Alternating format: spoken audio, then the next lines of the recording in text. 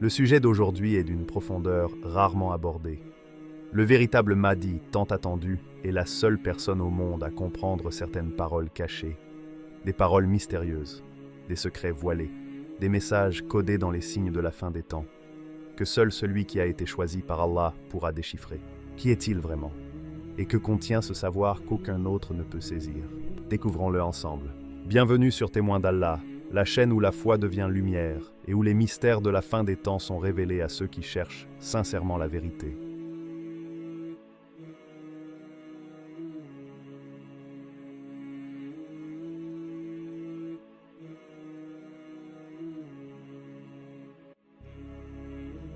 Le secret de la compréhension divine.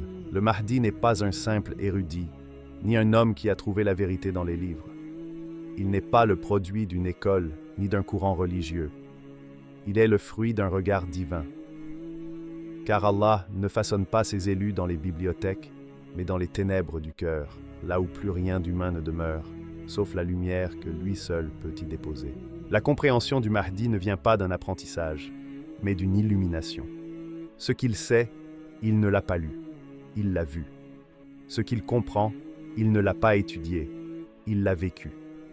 Car la connaissance des prophètes, celle des cœurs éveillés, ne se transmet pas par la parole, mais par la proximité avec celui qui parle sans voix. Quand le Mahdi lit le Coran, il n'y voit pas seulement des mots, il y perçoit des mondes. Chaque lettre devient un souffle vivant, chaque verset une porte vers l'invisible.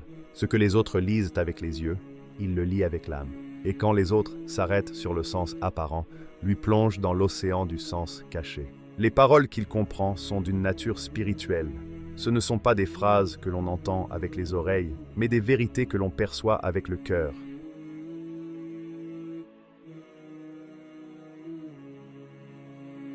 Elles viennent d'avant le temps, d'un lieu où seules les âmes qui ont été purifiées par l'épreuve peuvent encore se souvenir de ce qu'Allah leur avait confié. Le Mahdi est un être façonné par la douleur.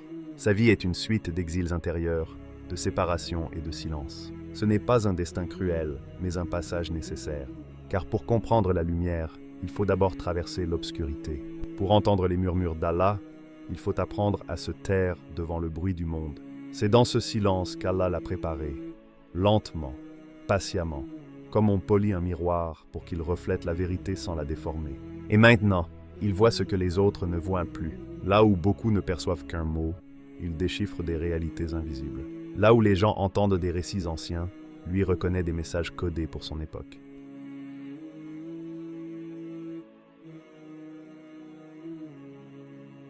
Les prophéties, les signes, les symboles, tout lui parle dans un langage que seul son cœur connaît. Ce don n'est pas un privilège, c'est une charge. Car comprendre, c'est aussi souffrir. Voir la vérité, c'est sentir le poids du mensonge du monde. Et le Mahdi porte ce fardeau sans plainte, car il sait que ce savoir n'est pas à lui. Il est le dépositaire d'une lumière que Dieu a mise en lui pour guider, pas pour briller. Ces mots glissent entre les oreilles de ceux qui n'ont pas la foi, mais pénètrent comme un éclair dans le cœur de ceux que Dieu a préparés. Car sa parole n'est pas une explication, c'est une vibration. Elle réveille ce qui dormait dans l'âme. Elle rappelle à chacun qu'il existe un monde derrière ce monde, un sens derrière chaque silence. Et lorsque le Mahdi prononce un mot, c'est comme si une mémoire ancienne se réveillait dans le cœur de ceux qui l'entendent. Ils ne comprennent pas tout, mais ils ressentent que ce qu'il dit vient d'un lieu où la raison n'a pas accès. C'est cela, la compréhension divine. Voir avec la lumière d'Allah ce que les yeux des hommes ne peuvent voir. Le langage que seul le Mahdi peut entendre. Imagine un monde où tout respire le secret, où chaque battement du vent, chaque tremblement de terre, chaque regard d'un enfant est porteur d'un message. Dans ce monde-là, notre monde, rien n'est hasard. Les guerres ne sont pas que des conflits d'hommes, mais des dialogues entre les forces invisibles. Les rêves ne sont pas que des images, mais des lettres envoyées par le ciel.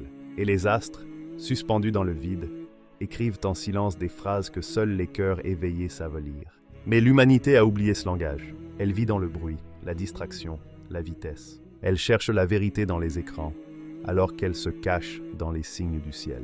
Les hommes ne voient plus rien, parce qu'ils ne regardent plus avec le cœur. Et pourtant, les signes sont partout. Le Mahdi, lui, n'a pas besoin d'un interprète.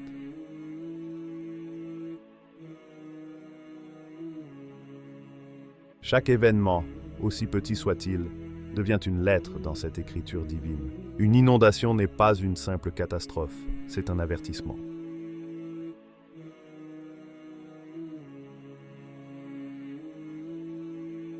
Quand il voit une guerre éclater, il y perçoit les murmures d'un monde en agonie. Quand un peuple pleure, il entend dans ses larmes le cri d'un verset oublié. Et quand il ferme les yeux pour dormir, son âme s'élève dans les sphères où le temps n'existe plus, là où les anges lui montrent les mouvements secrets du destin. Ce n'est pas un rêve comme les nôtres. C'est une communication subtile, un écho venu d'un plan supérieur.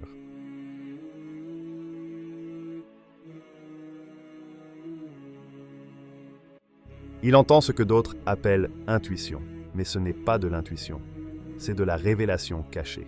Il ressent non pas avec le corps, mais avec l'esprit. Et dans ce ressenti, Allah lui révèle ce que les savants les plus érudits ne peuvent saisir par la logique seule. Le monde, pour lui, est un texte sacré. Et les siècles, des lignes écrites avec l'encre du temps. Quand il contemple le ciel, il lit la volonté divine. Quand il regarde la terre, il lit les traces laissées par l'homme. Et entre les deux, il perçoit le dialogue éternel entre le Créateur et sa création. Les gens autour de lui n'entendent que le vacarme du monde, les cris, les conflits, les rumeurs. Mais lui, à travers ce vacarme, entend une musique silencieuse. Une mélodie qui ne s'entend pas avec les oreilles, mais qui résonne dans le cœur. Cette voix n'est pas une voix comme les autres. C'est la voix d'Allah, présente dans chaque souffle de vie, dans chaque épreuve, dans chaque naissance et dans chaque mort. C'est ainsi qu'il comprend, non pas en analysant, mais en écoutant. Le Mahdi est un auditeur du monde invisible.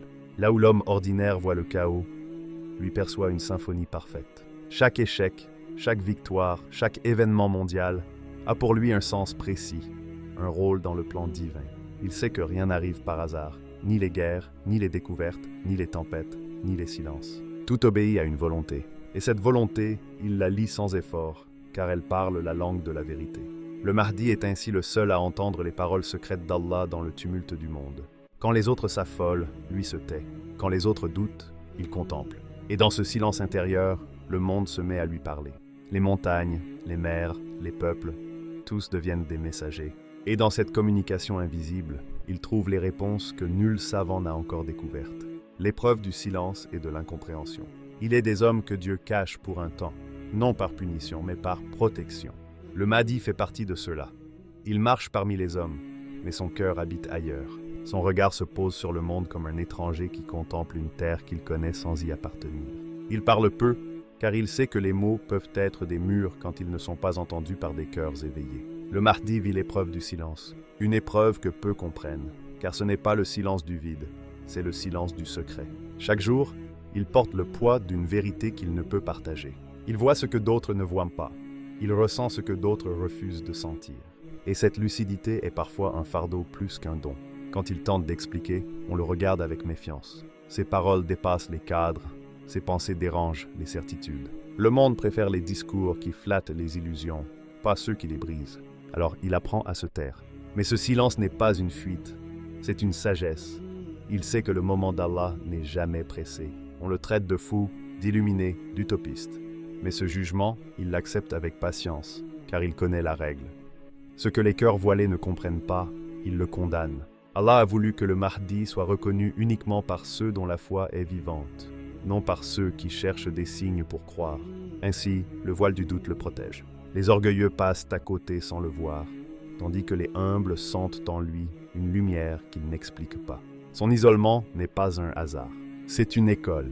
C'est dans la solitude que Dieu purifie ses élus.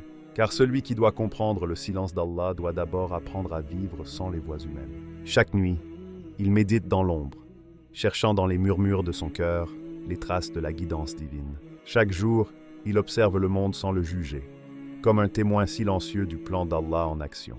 Dans le silence, il entend ce que les anges écrivent, pas avec des mots, mais avec des signes, un événement, une coïncidence, un regard. Tout est message pour celui qui sait écouter sans bruit. Le Mahdi apprend ainsi à lire le destin non dans les livres, mais dans les instants. Chaque respiration du monde devient une révélation. Mais cette compréhension a un prix, le prix de la solitude. Il ne peut se confier à personne, car personne ne pourrait porter ce qu'il porte. Même ceux qui croient en lui ne peuvent saisir la profondeur de ce qu'il vit. Alors il garde tout en lui, comme un feu qu'il entretient dans le secret. Et dans cette épreuve, il découvre le sens le plus pur du tawakkul, la confiance absolue en Allah quand tout lien humain s'efface. Il sait que son silence n'est pas éternel. Un jour, il devra parler. Mais Allah retarde ce moment pour que, lorsqu'il s'exprimera, chaque mot soit une arme de lumière. Pour l'instant, le monde n'est pas prêt à l'entendre. Et lui-même doit encore apprendre à traduire les vérités célestes en langage humain. Il avance donc dans une obscurité que seule la foi éclaire, sachant que la solitude est le signe des élus, et que l'incompréhension est la preuve de leur authenticité. Ainsi, il se tait non par faiblesse, mais parce qu'il sait que le silence est la langue des prophètes. Et dans ce silence, il converse avec celui que les autres oublient d'écouter. Les secrets que cache le monde. Le Mahdi ne viendra pas brandir une épée faite de feu, ni faire trembler les montagnes sous ses pas. Non, sa véritable puissance sera bien plus subtile, bien plus redoutable. La compréhension du monde. Une compréhension qui transcende la logique humaine, qui perce le voile des illusions que les hommes ont tissées autour d'eux depuis des siècles. Là où les savants verront des théories, lui verra des mensonges. Là où les puissants croiront dominer, il discernera les chaînes invisibles qu'ils portent, sans même le savoir. Le Mahdi observera le monde avec un regard que personne n'aura jamais porté, car il ne regarde pas avec ses yeux, mais avec la lumière que Dieu a allumée dans son cœur. Cette lumière ne brille pas comme celle du soleil, mais comme une flamme dans la nuit, silencieuse, constante, et capable de révéler les formes cachées dans l'obscurité. C'est ainsi qu'il comprendra les secrets que cache ce monde, non pas par des livres, ni par des langues, mais par la résonance du divin dans son âme. Il verra les vérités politiques pour ce qu'elles sont, des mirages. Derrière les grands discours sur la liberté, il distinguera les chaînes de l'intérêt. Derrière les appels à la paix, il sentira l'odeur du sang. Il saura que les alliances des nations ne sont que des masques posés sur des visages défigurés par l'orgueil et la peur. Et dans ce tumulte d'apparence, il percevra une voix, celle de la vérité éternelle, qui lui murmure « Tout ce que tu vois n'est que décor, tout ce que tu entends n'est que souffle. Cherche-moi derrière les ombres. » Les secrets qu'il découvrira ne sont pas faits pour impressionner, ils sont faits pour libérer. Libérer l'homme de ses illusions, de son attachement au faux, car la plus grande tromperie de ce monde n'est pas celle du Dajjal qui viendra, mais celle qui est déjà là. La tromperie du cœur qui croit sans voir et du regard qui voit sans croire. Le Mahdi marchera au milieu de ce paradoxe, portant dans son âme la connaissance du visible et de l'invisible. Chaque nuit, il s'isolera pour contempler ce que les anges inscrivent dans le livre du temps. Chaque jour, il analysera les signes du destin qui se manifestent dans le chaos des hommes. Son silence ne sera pas vide, il sera plein de révélations. Et dans ce silence, il entendra les secrets de la création lui être confiés comme un écho lointain des paroles d'Allah adressées à ses prophètes. C'est une science que nul ne peut apprendre, car elle n'est pas transmise par la langue, mais par l'épreuve. Certains le prendront pour un visionnaire, d'autres pour un fou. Mais ceux dont les cœurs sont purs sentiront qu'il ne parle pas de lui-même. Ces mots auront la résonance d'une vérité qui ne demande aucune preuve. Car lorsque la lumière divine traverse un homme, le monde entier reconnaît, sans comprendre, que quelque chose d'immense vient de s'exprimer. Le Mahdi ne cherchera pas la gloire ni la reconnaissance. Il sait que la gloire n'appartient qu'à Allah, et que les honneurs des hommes sont un piège pour ceux qui portent une mission. Mais ces paroles auront le pouvoir d'ouvrir les yeux fermés depuis des générations. Il ne révélera pas tout, car certains secrets sont trop brûlants pour être dits. Il en gardera une part pour ceux qui viendront après, pour que la lumière se propage graduellement, comme l'aube qui ne surgit jamais d'un seul éclat. Et le jour viendra où le monde le comprendra enfin. Ces paroles qu'il était le seul à saisir n'étaient pas des devinettes, mais des clés que Dieu lui avait confiées pour ouvrir les portes du mensonge et libérer la vérité. Le moment où les paroles se révéleront, un jour viendra, pas un jour comme les autres, où le soleil se lève sans être vu et se couche sans être remercié. Ce jour-là, les voiles tomberont et le silence du Mahdi deviendra tonnerre. Les mots qu'il gardait dans le secret de son âme s'élèveront dans le monde et rien ne pourra plus les contenir. Ce qu'il avait lu dans les signes du ciel, ce qu'il avait déchiffré dans les événements du monde, ce qu'il avait entendu dans le murmure des anges, tout cela sera révélé, ouvert, éclatant.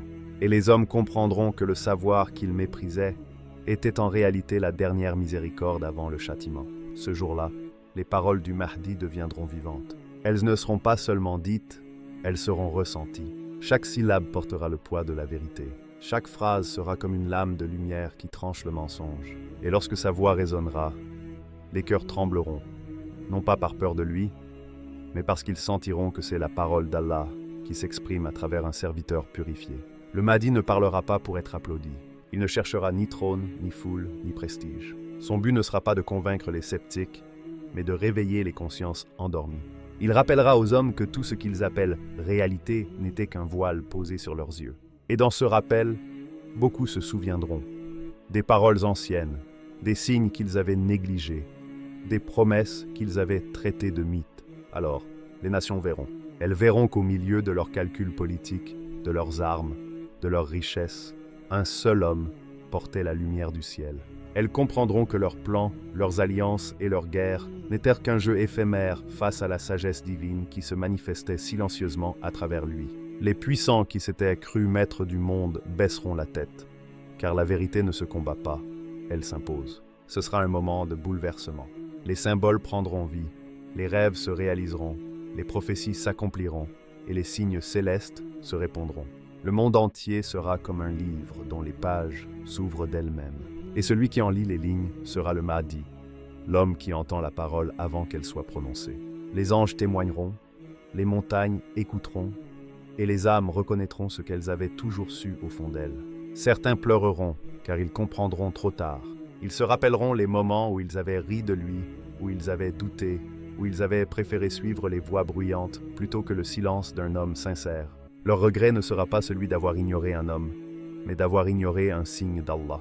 Et ces larmes ne seront pas seulement de tristesse, elles seront le début d'une purification, la première étape du retour. Car les paroles du Mahdi ne sont pas destinées à lui seul.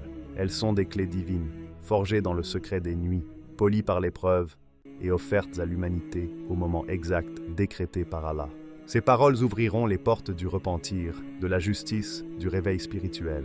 Elles rappelleront aux croyants que le salut ne se trouve pas dans la force, ni dans la science, ni dans la richesse, mais dans la compréhension des signes. Et alors, le monde saura que ce langage mystérieux qu'il avait entendu depuis des années, sans en comprendre le sens, était le langage du ciel.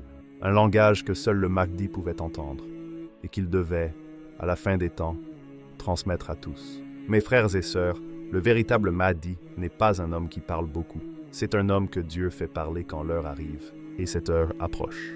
Alors, prépare ton cœur.